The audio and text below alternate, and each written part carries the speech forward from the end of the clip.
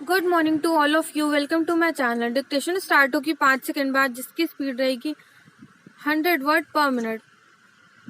Start.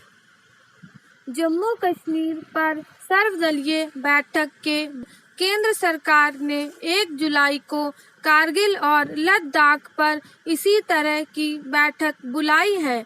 Ladakh पर यह पहल देश दुनिया को तात्कालिक और दीर्घकालिक संदेश देने की दृष्टि से महत्वपूर्ण है। इस सीमावर्ती केंद्र शासित प्रदेश में चीन के साथ करीब 1 वर्ष से तनातनी चल रही है। सेनाओं की वापसी के समझौते के बावजूद पूर्वी लद्दाख में तनाव शिथिल नहीं पड़ा है। सरकार ने 2019 में जब जम्मू कश्मीर से अलग कर लद्दाख को केंद्र शासित प्रदेश का दर्जा दिया था, वहां नई यात्रा की उम्मीदों का उदय हुआ था। पिछले साल चीन की चालबाजियां इन उम्मीदों के लिए ग्रहण साबित हुई।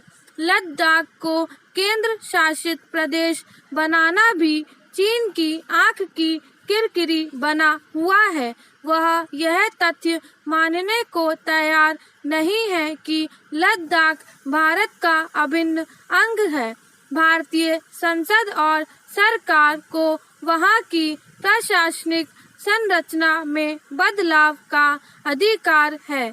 दुनिया की कोई भी शक्ति भारत के इस अधिकार को नकार नहीं सकती। पैराचीन सामरिक दृष्टि से महत्वपूर्ण इस क्षेत्र पर चीन ने करीब 71 साल से नजरें गड़ा रखी हैं, क्योंकि लद्दाख की सीमा चीन के आधिपत्य वाले तिब्बत स्वायत्त क्षेत्र से जुड़ी है।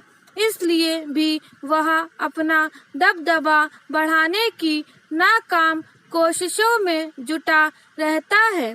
पिछले साल लेह लद्दाख की यात्रा के दौरान प्रधानमंत्री नरेंद्र मोदी ने चीन की नीतियों और दुस्साहस पर सटीक टिप्पणी की थी कि विस्तारवाद का दौर खत्म हो चुका है, यह विकास का दौर है। पैराचीन आज लद्दाख को चहुमुखी और बहुमुखी विकास के दौर का इंतजार है। अगर केंद्र सरकार को सारा ध्यान चीनी सेना के नापाक इरादों को नाकाम करने में नहीं लगाना पड़ता, तो यह दौर शायद साल भर पहले ही शुरू हो जाता। 1 जुलाई को होने वाली बैठक में दूसरे पहलुओं के साथ साथ लद्दाख के विकास के मुद्दे को सर्वोच्च प्राथमिकता देने की जरूरत है। दर्रों की इस भूमि पर प्रकृति की भरपूर कृपा है।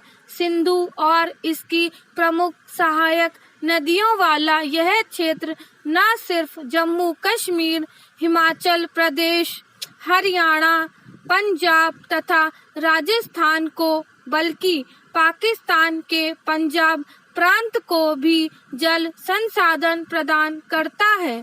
जल प्रबंधन की नई परियोजनाएं लद्दाख की आजीविका और पारिस्थितिक तंत्र के साथ साथ पूरे नदी तंत्र की सेहत के लिए महत्वपूर्ण हो सकती है। वहां भूतापीय संसाधन की खोज की गई है। राष्ट्रीय राजमार्ग पर छोटी बस्तियों और सेना के ठिकानों को ऊर्जा उपलब्ध कराने के लिए इन संसाधनों को विकसित किया जा सकता है।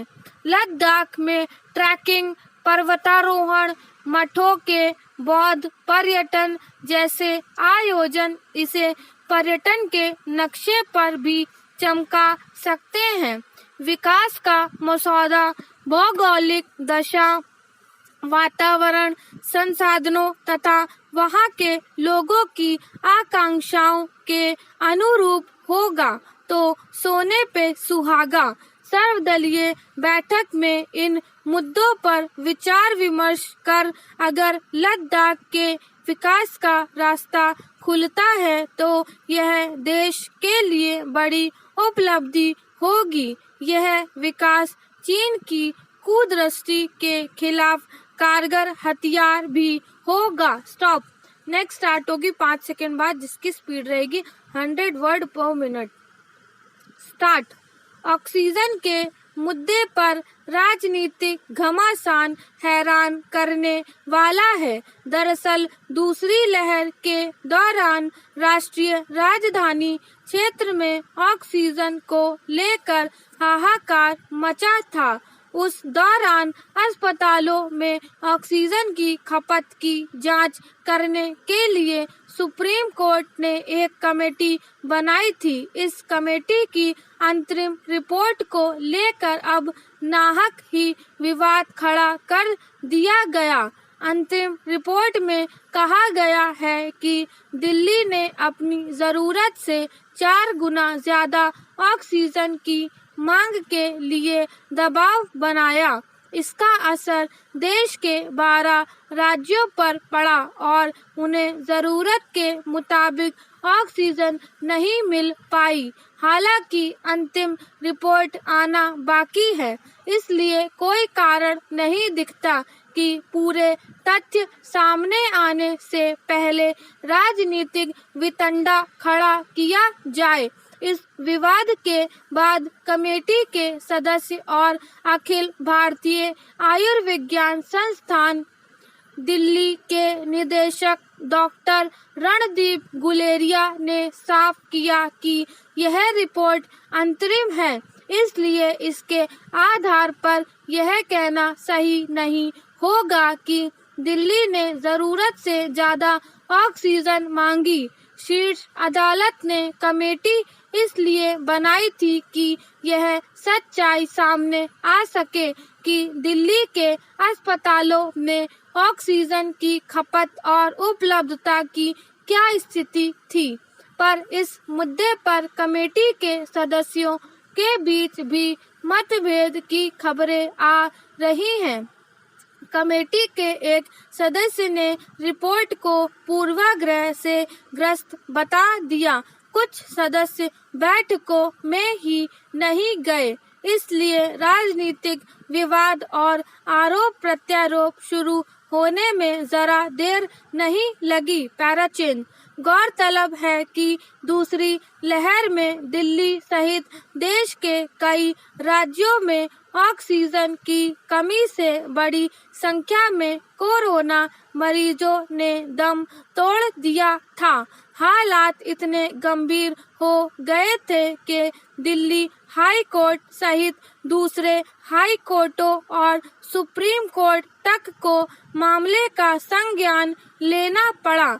अदालतों ने केंद्र सरकार और दिल्ली सरकार के रवैये को लेकर कड़ा रुख अपनाया था।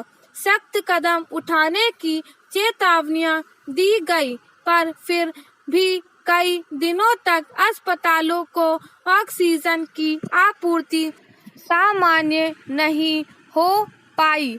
दिल्ली सरकार और दूसरी राज्य सरकारें केंद्र पर आरोप लगाती रहीं कि उन्हें उनके हिस्से की ऑक्सीजन भी नहीं दी जा रही है। केंद्र सरकार के इस रवैये पर सुप्रीम कोर्ट ने कड़ी नाराजगी जताई थी और पूछा भी था कि जिन राज्यों को जरूरत नहीं है वहां क्यों ज्यादा ऑक्सीजन भेजी जा रही है। वैसे संकट के कारण और भी थे।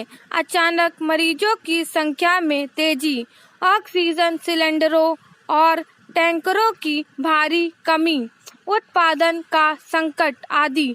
लेकिन अदालतों की सख्ती से चीजें धीरे धीरे कुछ हद तक सामान्य भी हुई। पैराचेन। इस वक्त देश मुश्किल हालात से गुजर रहा है। तीसरी लहर का खतरा सर पर है, इसमें तो कोई संदेह ही नहीं कि ऑक्सीजन का मुद्दा बेहद गंभीर है। हालांकि पिछले कुछ दिनों में सरकारों ने अस्पतालों में ऑक्सीजन की उपलब्धता को लेकर कदम उठाए हैं। कमेटी की अंतरिम रिपोर्ट ने सबसे महत्वपूर्ण सुझाव यह है कि पिछले अनुभवों से सीख लेते हुए पेट्रोलियम उत्पादों की तरह ऑक्सीजन का भंडार भी रखना चाहिए। कमेटी ने ऑक्सीजन की ज़रूरत निर्धारित करने का फॉर्मूला बनाने को भी कहा है।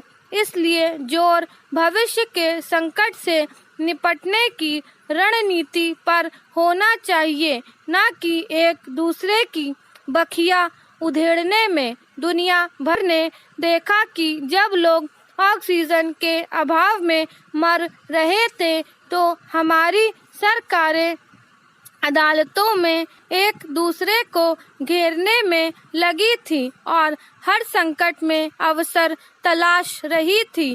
कम से कम संकट काल में तो ऐसी प्रवृत्तियों से बचना चाहिए। स्टॉप।